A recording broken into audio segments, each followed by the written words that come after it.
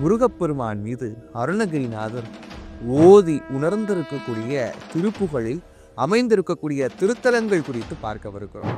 அருணகிரிநாதரால் பாடப்பட்டிருக்கக்கூடிய திருப்புகழ் திருத்தலங்கள்ல அகரவரிசைப்படி மூன்றாவதா வரக்கூடிய முக்கியமான கோவில் அவிநாசி. இந்த அவிநாசி என்ற சொல்லுக்கு என்ன அர்த்தம்னு தெரிஞ்சுக்கிட்டீங்கன்னா அங்க இருக்கக்கூடிய முருகப்பெருமானுடைய சிறப்பும் நமக்கு புலப்படும். அங்கே போயிருக்கிறவங்க எல்லாம் சிவபெருமானை பார்த்துருப்பீங்க, உமையம்மையை பார்த்துருப்பீங்க, வணங்கி வந்திருப்பீங்க. அங்கே இருக்கக்கூடிய முருகன் மிகவும் முக்கியமான முருகங்க. நீங்க முக்கியமான முருகன்னு ஏன் சொல்றீங்க அப்படின்னு கேட்டா, முருகனுக்கு உகந்த வடிவம் என்ன அப்படின்னு கேட்ட உடனே நீங்க சொல்லிடுவீங்க.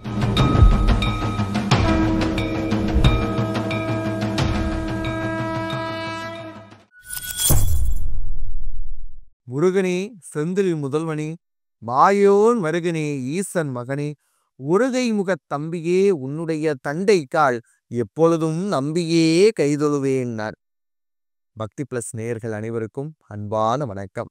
இந்த காணொளியில் நாம் எது குறித்து பார்க்கவிருக்கிறோம் என்று கேட்டால், முருகப்பெருமான் மீது அருணகிரிநாதர் ஓதி உணர்ந்திருக்கக்கூடிய திருப்புகளில் அமைந்திருக்கக்கூடிய திருத்தலங்கள் குறித்து பார்க்கவிருக்கிறோம். எப்படி நாயன்மார்களில், அதுவும் குறிப்பா தேவார முதலிகள் என்று சொல்லக்கூடிய திருஞான சம்பந்தர், திருநாவுக்கரசர், சுந்தரர் சிவபெருமான் மீது பதிகங்கள் பாடி அந்த பதிகங்கள் பாடப்பட்டிருக்கக்கூடிய திருத்தலங்களை பாடல் பெற்ற தலங்கள் என்று கொண்டாடுகிறோமோ, ஆழ்வார்கள் திருமாயின் மீது பால் போன்ற பாசுரங்கள் பொழிந்து அந்த திருத்தலங்களை எல்லாம் மங்களாசாசனம் பெற்றிருக்கக்கூடிய கோயில்களாக மாற்றியிருக்கிறார்களோ, அதை நாம் எப்படி 108 திவ்ய தேசங்களாக கொண்டாடுகிறோமோ அந்த வழிமுறையில அருணகிரிநாதரால் பாடப்பெற்றிருக்கக்கூடிய திருப்புகழி 209 முருகனுடைய திருத்தலங்கள் குறித்து அடையாளம் காண்கிறோம். அந்த திருத்தலங்களுடைய சிறப்புகள் குறித்தும் மேன்மைகள் குறித்தும் தொடர்ச்சியான காணொளியில் பார்க்கவிருக்கிறோம். அந்த வகையில் இன்று நாம் பார்க்கக்கூடிய திருத்தலம் அவிநாசி என்ற அற்புதமான திருத்தலம் குறித்து நீங்க கேள்விப்பட்டிருப்பீங்க. சில பேர் போயிட்டு வந்திருப்பீங்க. ஆனா போனவங்கெல்லாம் யோசிச்சு பாருங்க. நீங்க அங்க இருக்கக்கூடிய சிவபெருமானை பார்த்திருப்பீங்க, உமையம்மையை பார்த்திருப்பீங்க, முருகப்பெருமானை இவ்வளவு அழகா பார்த்திருப்பீங்களா அப்படின்னு கேட்டா சந்தேகம்தான். அருணகிரிநாதரால் பாடப்பட்டிருக்கக்கூடிய திருப்புகழ் திருத்தலங்கள்ல அகரவரிசைப்படி மூன்றாவதா வரக்கூடிய முக்கியமான கோவில் அவிநாசி. இந்த அவிநாசி என்ற சொல்லுக்கு என்ன அர்த்தம்னு தெரிஞ்சுக்கிட்டீங்கன்னா அங்க இருக்கக்கூடிய முருகப்பெருமானுடைய சிறப்பும் நமக்கு புலப்படும். விநாசம் அப்படின்னு சொன்னா அழிவுடையதுன்னு அர்த்தங்க. விநாசம்னா அழிவுடையது. இப்ப அவிநாசம் என்றால் அழிவற்றது அப்படின்னு பொருள்படுது.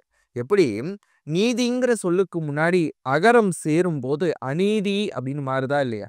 இன்சைங்கிற சொல்லுக்கு முன்னாடி அகரம் சேரும் போது அகிம்சைன்னு மாறுதா இல்லையா?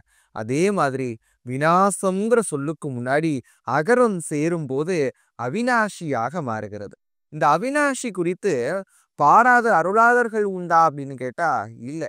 ஏன்னா அத்தகைய சிறப்பு வாய்ந்த திருத்தலம். மாணிக்க வாசகர் மதுரையில் இருந்தபடியே அவிநாசி குறித்து பாடுறார். அப்பா பாண்டி வெள்ளமே அவிநாசி அப்பான்னு பாடுறார். அந்த அளவுக்கு சிறப்பான திருத்தலம் இந்த அவிநாசி. அங்க போயிருக்கிறவங்க எல்லாம் சிவபெருமானை பார்த்திருப்பீங்க, உமையம்மையை பார்த்திருப்பீங்க, வணங்கி வந்திருப்பீங்க. அங்க இருக்கக்கூடிய முருகன் மிகவும் முக்கியமான முருகங்க. நீங்க முக்கியமான முருகன்னு ஏன் சொல்றீங்க அப்படின்னு கேட்டா, முருகனுக்கு உகந்த வடிவம் என்ன அப்படின்னு கேட்ட உடனே நீங்க சொல்லிடுவீங்க அருகோண வடிவம் அப்படின்னு சொல்லி. இந்த அருகோண வடிவத்தில் முருகப்பெருமான் காட்சியளிக்கக்கூடிய திருத்தலம் அவிநாசி தான். இந்த அவிநாசியில இன்னொரு சிறப்பு என்ன அப்படின்னு கேட்டா, சிவபெருமானுடைய சந்நிதிக்கும் உமையம்மையினுடைய சந்நிதிக்கும் இடையில் முருகப்பெருமானுடைய அருகோண சன்னதி இருக்குங்க. இது கிட்டத்தட்ட சோமாஸ்கந்த வடிவம்னு நம்ம சொல்லுவோம் இல்லையா?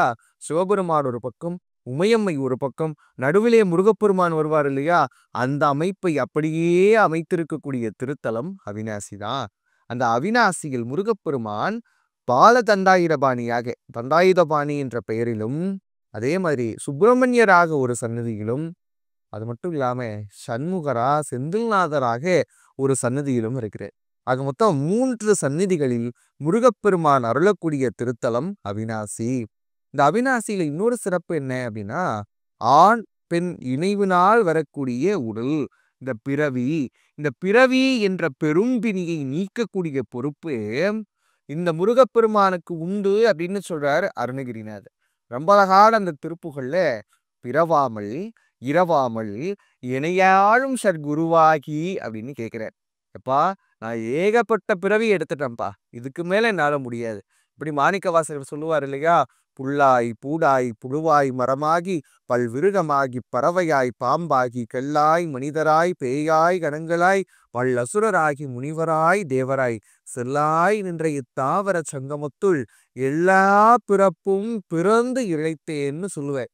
அதே மாதிரி அருணகிரிநாதர் முருகனை பார்த்து சொல்றாரு, பா முடியல, இந்த பிறவி கடைசியில முடியுதுன்னு நினைக்கிறேன். ஆனா முடிந்த இடத்திலிருந்து துவக்கம் பெறுகிறது.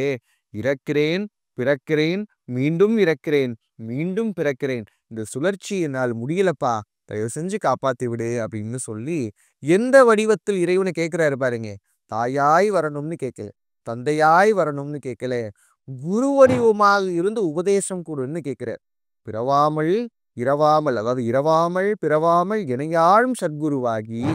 சன் என்ற வார்த்தைக்கு, அந்த சத்குரு என்ற வார்த்தைக்கு உண்மையான அர்த்தம் என்னன்னா, சத் என்பது சத்து சித்து ஆனந்தம் என்று சொல்லக்கூடிய சச்சிதானந்தத்தை உணர்த்தக்கூடிய நல்ல குருவாக, பேரானந்த நிலையை உணர்த்தக்கூடிய குருவா நீயே வந்து உவட்டாமல் உபதேசம் கொடுப்பான்னு சொல்லி முருகப்பெருமானிடம் கேட்கக்கூடிய அருமையான திருத்தலம் இந்த அவிநாசி திருத்தலம் தான். அதுல இறுதியில முடிக்கிறப்ப அருணகிரிநாதர் ஒரு வார்த்தை சொல்றாருங்க. அரணாலை புகழ்வோனே அவிநாசி பெருமாளே.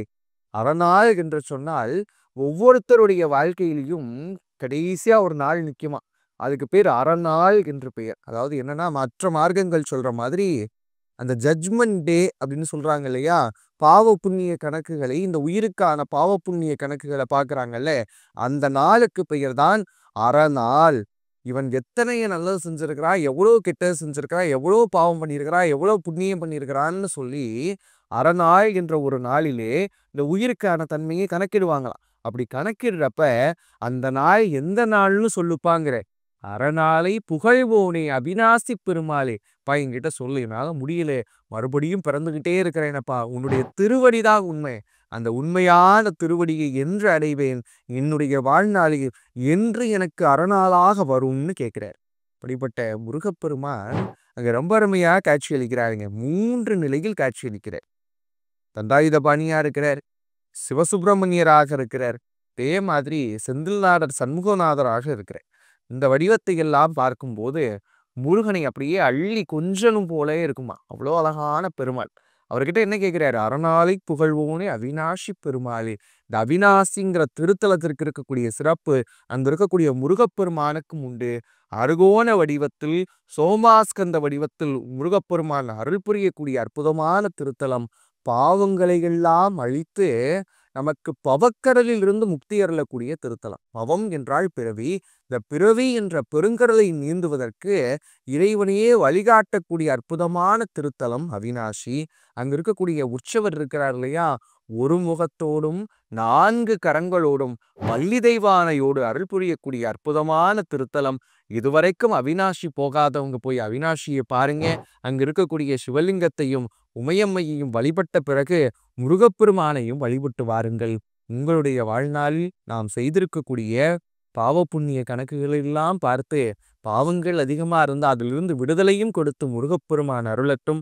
மற்றொரு காணொளியில மற்றொரு திருத்தலம் குறித்து சந்திக்கும் வரைக்கும் உங்களிடமிருந்து விடைபெறுவது நான் உங்கள் பாலுவானந்த். நன்றி, வணக்கம்.